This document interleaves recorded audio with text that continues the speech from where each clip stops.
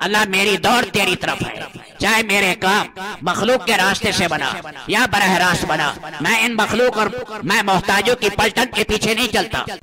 بسم اللہ الرحمن الرحیم۔ اللہ تعالیٰ کا بہت بڑا انعام ہے کہ اس نے روزہ شروع کرنے سے پہلے سحری کو ثواب کی چیز بنا دیا۔ بہت سی احادیث میں سحری کھانے کی فضیلت اور اجر کا ذکر ہے۔ حضرت ابن عباس رضی اللہ تعالیٰ عنہما سے مروی ہے، قال رسول اللہ صلی اللہ علیہ وسلم استعینوا بطعام السحر علی صیام النہار وبقیلولۃ النہار علی قیام اللیل۔ رسول اللہ صلی اللہ علیہ وسلم نے فرمایا، تم دن کے روزے پر سحری کے کھانے سے مدد حاصل کیا کرو اور رات کے قیام پر دن کے قیلولہ یعنی دوپہر کے آرام سے مدد حاصل کرو۔ حضرت ابو سعید خدری رضی اللہ تعالیٰ عنہ سے روایت ہے، قال رسول اللہ صلی اللہ علیہ وسلم السحور اکلہ برکہ فلا تدعوہ ولو ان تجرع احدکم جرعة من ماء فإن اللہ عز وجل وملائکتہ یصلون علی المتسحرین۔ رسول اللہ صلی اللہ علیہ وسلم نے فرمایا، سحری کھانے میں برکت ہے، اسے ہرگز نہ چھوڑا کرو، اگر کچھ نہیں تو اس وقت تم میں سے کوئی پانی کا ایک گھونٹ ہی پی لے، کیونکہ سحری کھانے پر اللہ جل جلالہ رحمت نازل فرماتے ہیں اور فرشتے ان کے لیے دعا کرتے ہیں۔ حضرت عبداللہ ابن عمر سے روایت ہے، رسول اللہ صلی اللہ علیہ وسلم نے فرمایا، تسحروا ولو بجرعۃ من ماء، سحری کھایا کرو اگرچہ پانی کا ایک گھونٹ ہی کیوں نہ ہو۔ حضرت ابو ہریرہ رضی اللہ تعالیٰ عنہ سے روایت ہے، فرمایا، نعم سحور المومن التمر، مومن کی کھجور کی سحری کیا ہی اچھی چیز ہے۔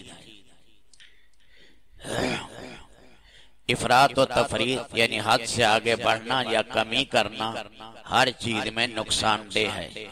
سحری میں نہ اتنا کم کھائے کہ عبادت میں کمزوری محسوس ہونے لگے اور نہ اتنا زیادہ کھائے کہ دن بھر کھٹی ڈکار آتی رہیں۔ خود ان احادیث میں بھی اس طرف اشارہ ہے، اگرچہ چھوارا کھجور ایک گھونٹ پانی سے سحری کر لی جائے، یہ مطلب نہیں اس سے زیادہ کھانا منع ہے، بلکہ مراد یہ ہے کہ اگر گنجائش نہ ہو تو تھوڑا بہت ہی صحیح۔ چھوارے کھجور میں طاقت اور غذائیت بھی ہوتی ہے اور نبی پاک کی پسندیدہ غذا بھی ہے، اور پانی سے پیاس کی شدت میں کمی آتی ہے اور جسم سے پانی کی کمی دور ہوتی ہے۔ رسول اللہ صلی اللہ علیہ وسلم نے فرمایا، ہم انبیاء کی جماعت کو حکم دیا گیا کہ ہم سحری میں تاخیر کریں، یعنی رات کے آخری حصے میں صبح صادق ہونے سے پہلے سحری کھایا کریں اور افطار میں غروب ہونے میں جلدی کریں۔ ہم نماز میں اپنے دائیں ہاتھ سے بائیں ہاتھ کو تھامیں۔ اللہ تعالی رب العالمین جو ہے یہ وقت بھی بڑی قبولیت کا ہے سحری کا۔ 2 رکعت 4 رکعت نماز بھی پڑھ لے، دنیا مافیا سے بہتر ہے 2 رکعت نماز۔ جتنی دیر میں بکری کا دودھ نکالا جائے اور میں اتنی دیر میں نماز پڑھنا دنیا مافیا سے بہتر۔ اس وقت کا گڑ گڑانا اللہ کو بہت پسند ہے۔ اس وقت جسم کا لرزہ باندام ہونا بہت قیمتی ہے۔ اللہ بڑے خوش ہوتے ہیں اس ٹائم، رونا نہ آئے تو رونے کی شکل بنا لیں۔